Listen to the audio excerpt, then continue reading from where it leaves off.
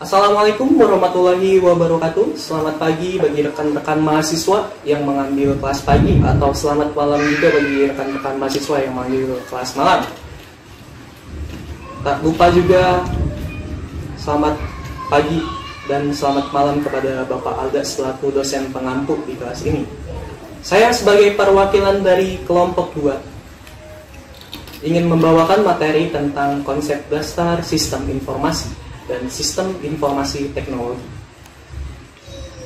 Nah, konsep dasarnya itu sistem informasi adalah sistem di dalam suatu organisasi yang mempertemukan kebutuhan pengelolaan transaksi harian, mendukung operasi bersifat manajerial dan kegiatan strategi suatu organisasi, dan menyediakan pihak luar tertentu dengan laporan-laporan yang dibutuhkan.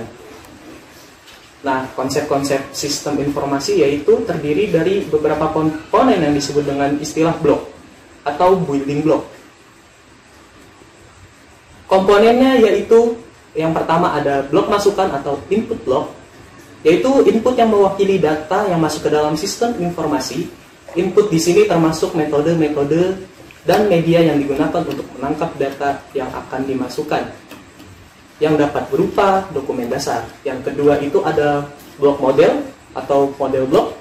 Blok ini terdiri dari kombinasi prosedur, logika, dan metode matematik yang akan memanipulasi data input dan data yang tersimpan di basis data dengan cara yang sudah tertentu untuk menghasilkan keluaran yang sudah diinginkan. Yang ketiga itu ada blok keluaran atau output block. Produk dari sistem informasi adalah keluaran yang merupakan informasi yang berkualitas dan dokumentasi yang berguna untuk semua tingkatan manajemen serta pemakaian sistem. Ada lagi yang keempat yaitu blok teknologi atau teknologi blok. Teknologi digunakan untuk menerima input, menjalankan model, menyimpan dan mengakses data, menghasilkan dan mengirimkan keluaran, dan membantu pengendalian diri secara keseluruhan. Teknologi terdiri dari unsur utama yaitu teknisi atau humanware atau brainware, perangkat lunak atau software, perangkat keras atau hardware. Nah, selanjutnya ada blok basis data atau database block, yaitu merupakan kumpulan dari data yang saling berhubungan satu dengan yang lainnya, tersimpan di perangkat keras komputer dan digunakan untuk memanipulasinya. Nah, ada lagi yang terakhir yaitu blok kendali atau control block, yaitu banyak faktor yang dapat merusak sistem informasi, misalnya bencana alam, api, temperatur tinggi, air, debu, kecurangan-kecurangan, kejanggalan suatu sistem itu sendiri, kesalahan-kesalahan ketidakefisienan, sabotase, dan sebagainya. Beberapa pengendalian perlu dirancang dan diterapkan untuk meyakinkan bahwa hal-hal yang dapat merusak sistem dapat dicegah atau bila terlanjur terjadi kesalahan dapat langsung diatasi.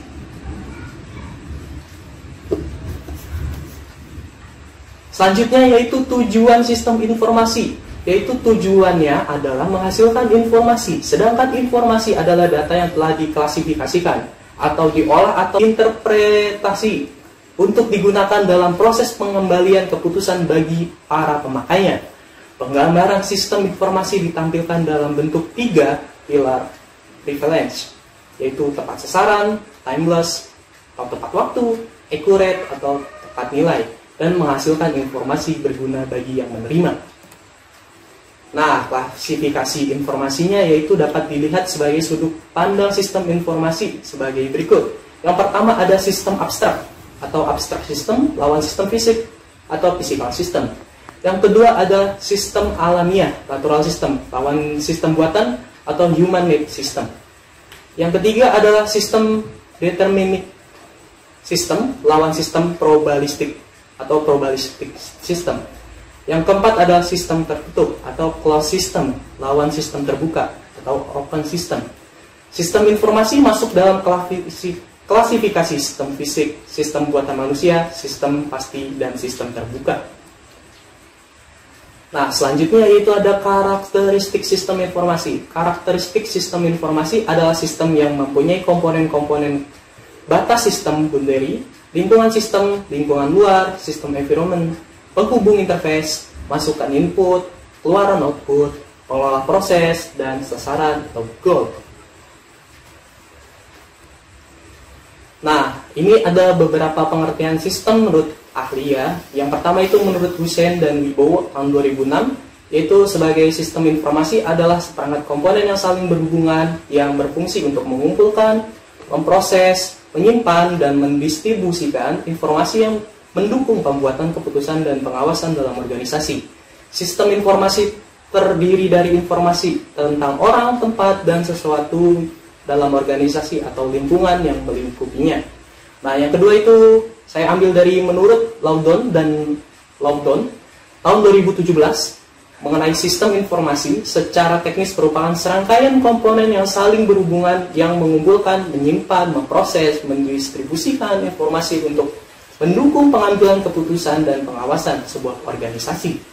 Sistem informasi juga dapat membantu manajer dan karyawan dalam menganalisis masalah, menggambarkan hal-hal yang rumit, juga menciptakan produk atau inovasi baru. Sistem teknologi informasi. Pengertian sistem teknologi informasi atau yang biasa disebut TI lebih mengarah pada teknologi yang digunakan dalam menyampaikan atau mengolah informasi, dan istilah SI lebih mengarah pada kombinasi dari teknologi, informasi, dan aktivitas orang yang menggunakan teknologi itu untuk mendukung operasi dan manajemen teknologi yang ada. Sebuah sistem teknologi informasi sering disebut sebagai STI. STI terdiri dari 5 tingkatan dalam sebuah piramida, berurutan dari dasar ke puncak, yaitu konsep dasar, teknologi, aplikasi, pengembangan, dan pengelolaan. Selanjutnya ada konsep dasar teknologi informasi. Konsep dasar akan memberikan pemahaman yang penting dan menyeluruh dari sebuah STI yang tengah dibuat. Konsep dasar ini harus berisikan informasi tentang sistem apa yang akan dibuat, komponen-komponen apa saja yang dibutuhkan dalam pembentukan STI, dan manfaat yang dihasilkan dari STI itu sendiri. Materi selanjutnya ada teknologi. Teknologi yang akan digunakan dapat ditentukan setelah terlebih dahulu menentukan sebuah konsep dasar. Teknologi yang digunakan dapat berupa komputer, alat telekomunikasi, atau teknologi lainnya yang dapat membantu dalam proses pembuatan STI.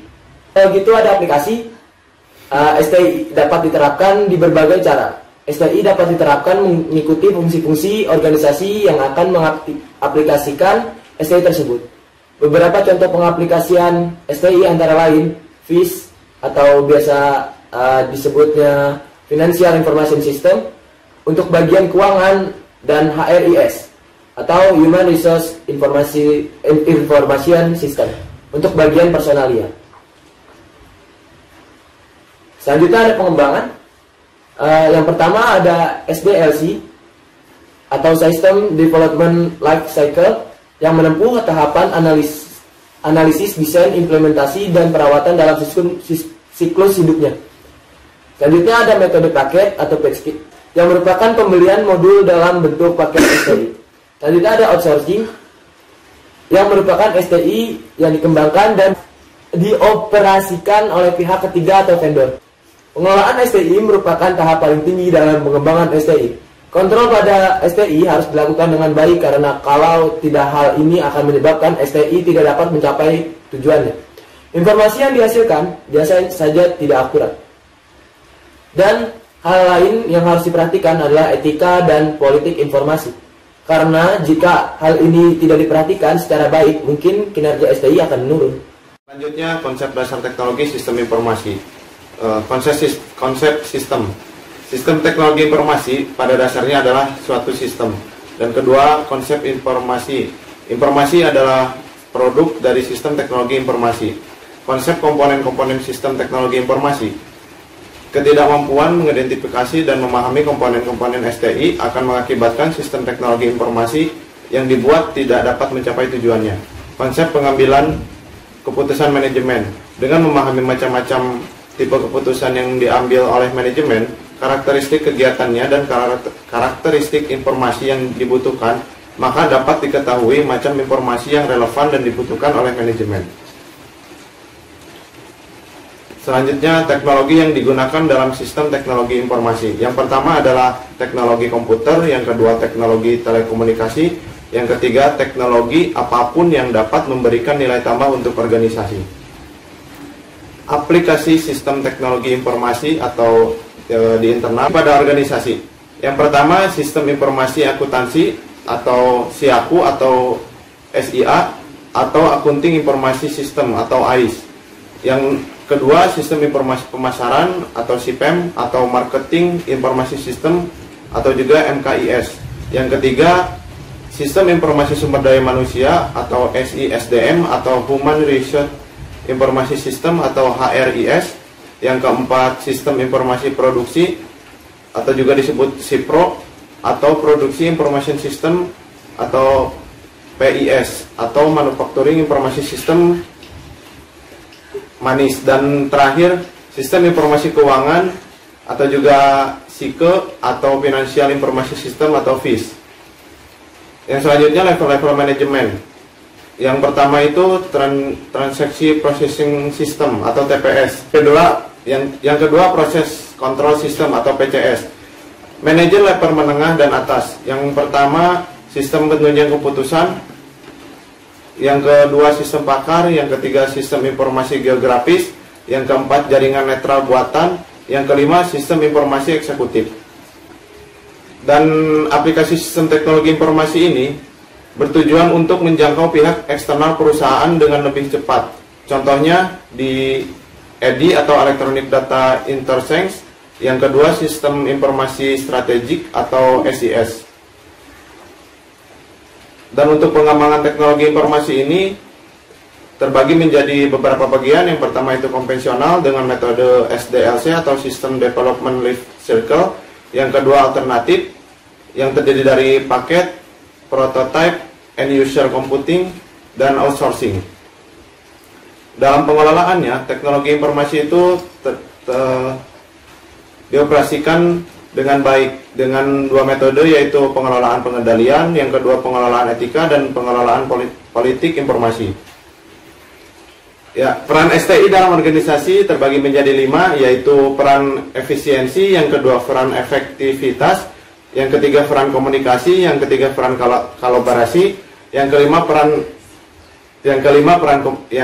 peran kompetisi. Sekian dari kelompok kami. Terima kasih. Wassalamualaikum warahmatullahi wabarakatuh.